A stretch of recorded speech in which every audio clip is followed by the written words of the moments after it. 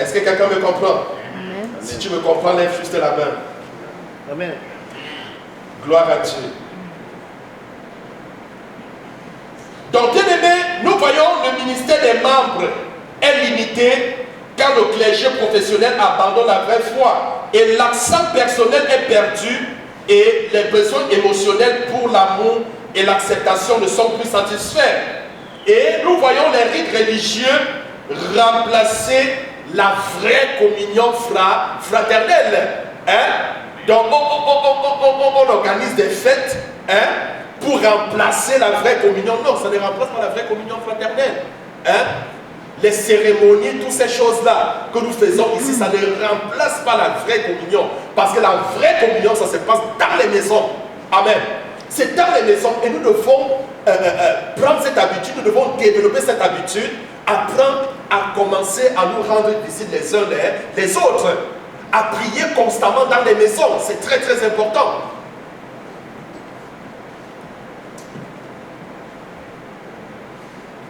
Alors, je vous parlais du rôle fondamental des groupes de l'église familiale. J'ai parlé du soutien pratique, je vous parle maintenant du contact personnel. Et puis je vais chuter avec le contact personnel.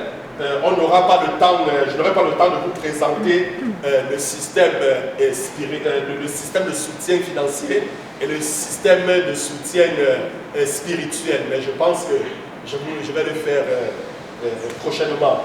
Alors, je vous parle là maintenant du contact personnel. Du contact personnel, c'est très important. Amen.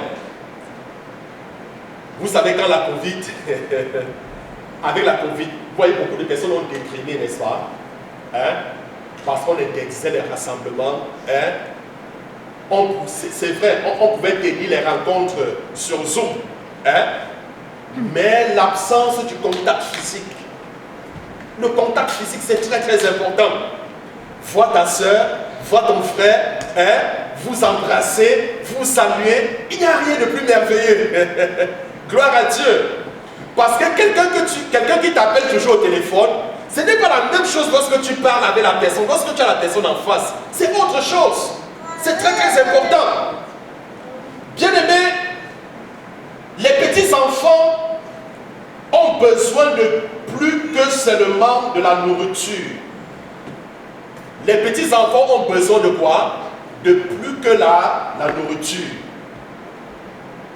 Ils ont besoin de plus que des vêtements chauds. Ils ont besoin d'être caressés.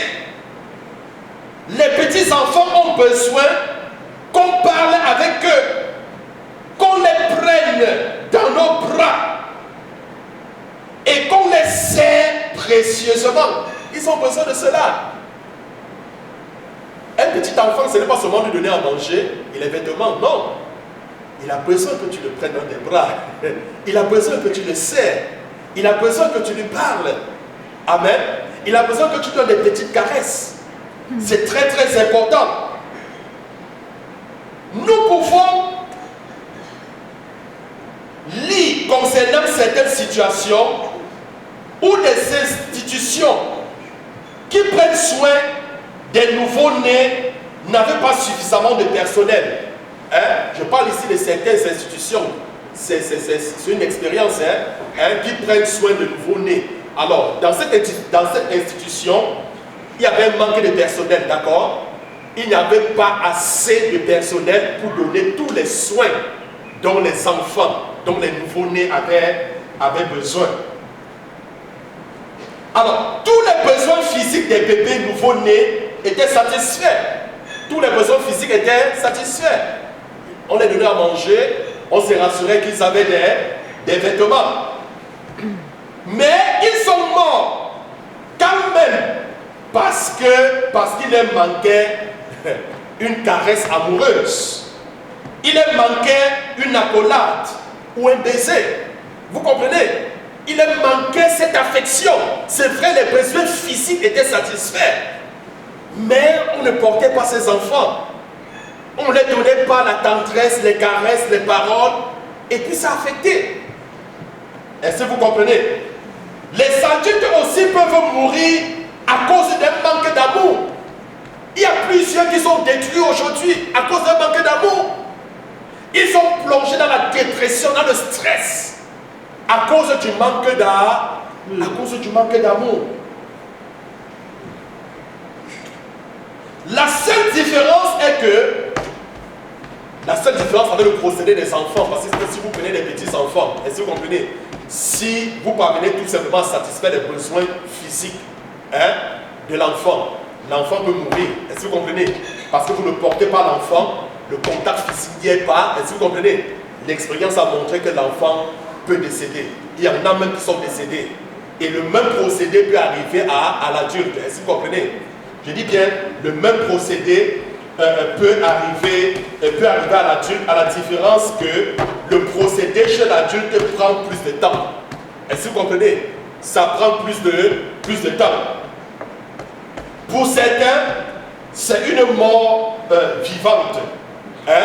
C'est une mort vivante. Ça veut dire quoi? Ça veut dire qu'il y a des gens, vous les voyez en vie, mais ces gens sont morts. Ces gens ne sont plus. Est-ce que vous comprenez? Parce qu'ils ne ressentent pas le besoin d'être aimés. Pour eux, la vie ne sert plus à rien. Est-ce que vous comprenez? Ils se sentent abandonnés, ils se sentent rejetés, ils se sentent inutiles, ils se sentent dépourvus.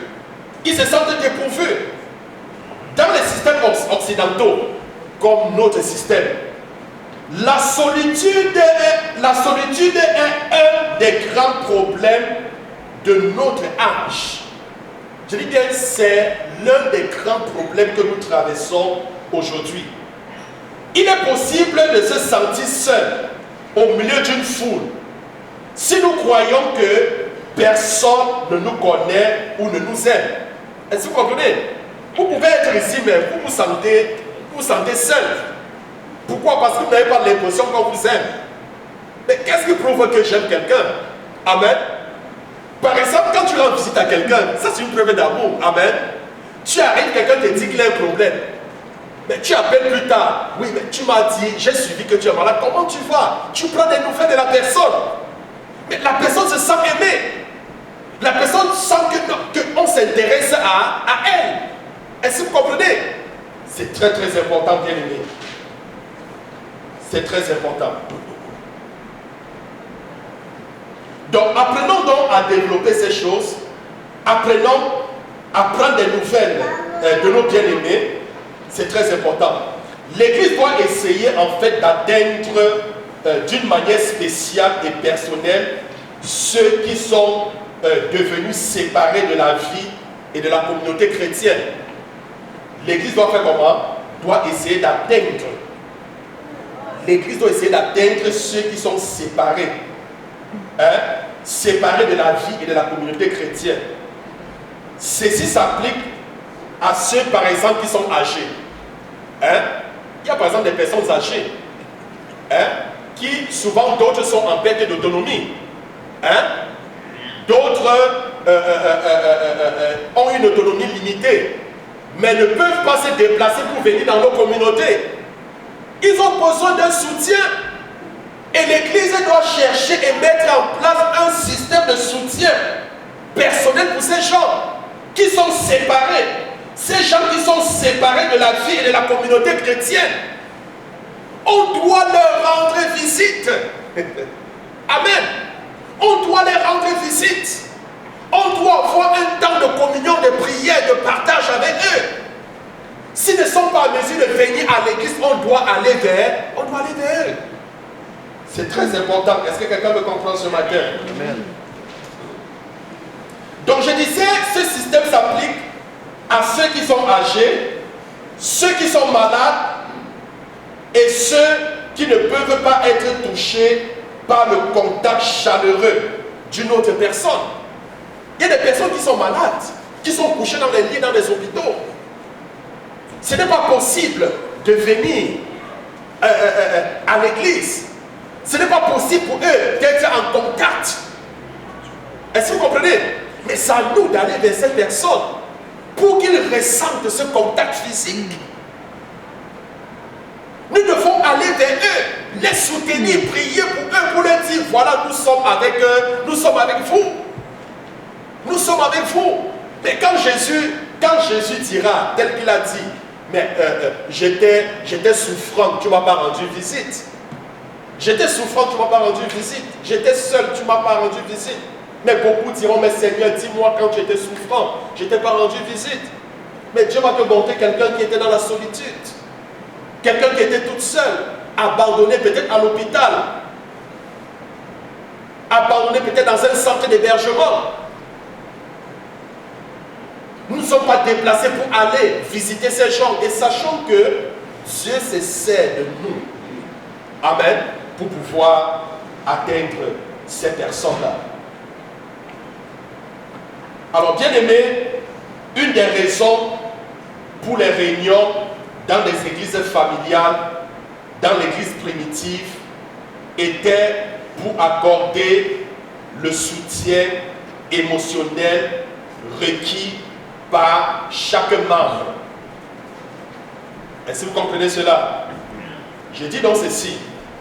Une des raisons pour les réunions dans les églises familiales, dans l'église primitive, était pour accorder quoi? Le soutien émotionnel requis par chaque membre. Par chaque membre. C'était ça l'une des raisons pour lesquelles il y avait des rassemblements dans les maisons. C'était pour accorder le soutien émotionnel.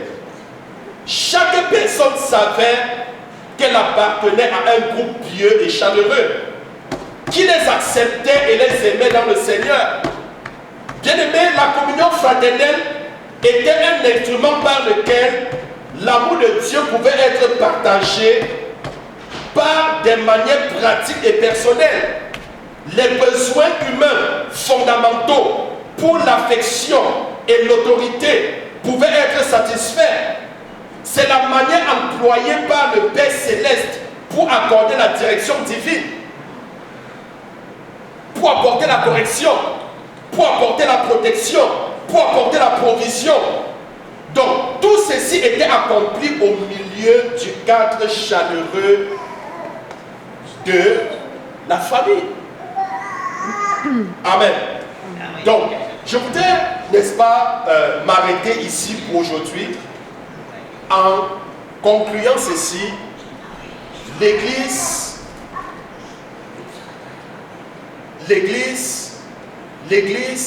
est un centre, n'est-ce pas, pour quand nous avons besoin, l'église est un centre de refuge pour les gens qui ont trébuché, pour les gens qui sont blessés, pour les gens, n'est-ce pas, qui ont échoué, qui se sentent rejetés. Est-ce que vous comprenez? Et il n'y a que la communion fraternelle qui puisse, n'est-ce pas, apporter à chaque membre le soutien émotionnel dont il a besoin. Il y a certains qui sont devenus dépendants des médicaments. Pourquoi? Parce qu'ils ont besoin de prendre ça pour être émotionnellement en santé. Vous comprenez? Pourquoi être toujours stressé? Pourquoi il faut prendre des médicaments? Pourquoi? Très souvent, c'est parce qu'il manque ce soutien émotionnel. Amen. Et Dieu donc nous interpelle donc aujourd'hui. Il nous interpelle aujourd'hui à nous soutenir les uns envers les autres. Le soutien émotionnel consiste, n'est-ce pas, à nous rendre visite les uns les autres. Elle consiste, n'est-ce pas, quand ton frère, tu ne vois pas ton frère, ta soeur, cherche à savoir qu'est-ce qui ne va pas. Appelle au téléphone, dis-lui, mais je ne t'ai pas vu à l'église dimanche, est-ce que tu as des problèmes? Je suis inquiet pour toi. Est-ce que vous comprenez? La personne se sent aimée. La personne se sent aimée. Mais quand tu ne vois pas ton bien-aimé, tu restes tranquille. Oh bon, oh, je ne me mêle pas de ces choses, chacun fait. Mais non. Tu dois te mêler, tu es son ange gardien. Tu es son ange gardien. Tu dois chercher à savoir s'il va bien ou pas. Donc c'est en manifestant, c'est en agissant ainsi que la personne se sent aimée. C'est en agissant ainsi que la personne est émotionnellement guérie. Émotionnellement guérie. Commencez à faire cela, vous allez voir. Vous allez voir. Peut-être à peine, peut-être un bien-aimé, une bien-aimée, ben écoute, j'arrive ce samedi chez toi. J'arrive samedi. On va passer l'après-midi ensemble. Et puis tu arrives, tu achètes des petits trucs à l'épicerie, vous faites un petit souper ou un dîner. Amen. Et puis, autour du dîner, vous partagez la parole de Dieu, tu prends de ses nouvelles et tu pries pour la personne. Mais je vous assure, tu ne peux pas imaginer l'impact dans la vie de cette personne. Tu ne peux pas imaginer. Et l'Église a besoin de cela. Nos bien-aimés ont besoin de cela. Gloire à Dieu. Bien-aimés, que le Seigneur vous bénisse. Et comme la Bible le dit, quand nous écoutons la parole de Dieu, nous devons la mettre en pratique. Donc, Jacques donne ce conseil, ne vous bornez pas seulement à écouter la parole de Dieu, mais nous devons la mettre en pratique. Donc, ce que le Seigneur attend, c'est quoi? C'est que tu commences à mettre en pratique cette parole-ci. Amen. Ça veut dire, à la sortie d'ici, tu devrais prendre ton téléphone déjà et dire, hey, je n'ai pas vu X. Mais allô X, oui, mais je ne t'ai pas vu. Est-ce que tu as eu un souci? C'est ce qu'on fait, non? Oui, mais ça c'est super. Amen. Si possible, même t'arrêter. T'arrêter et faire une visite surprise. Donc, je ne t'ai pas vu. Si je suis venu prendre tes nouvelles, est-ce que tout va bien? Il n'y a rien de si bon. Gloire à Dieu. Et quand vous faites cela, la personne se sent aimée. Ça chasse l'angoisse, ça chasse le stress. Amen. Ça chasse l'amertume, ça chasse la dépression. Gloire à Dieu. Bien-aimés, que le Seigneur vous bénisse. Je vous souhaite à tous un bon dimanche. Que la paix du Seigneur soit avec vous. Et comme nous retournons, que le Seigneur ramène chacun à son domicile respectif. Et que tous ceux qui nous écoutent en ligne sur Facebook, sur notre page, sur notre site web, que le Seigneur vous comble, que le Seigneur vous bénisse.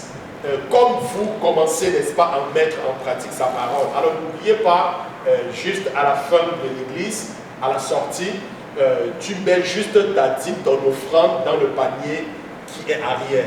Que le Seigneur te bénisse. Alors, salue quelqu'un à côté de toi et dis-lui que le Seigneur te bénisse. Que le Seigneur te bénisse.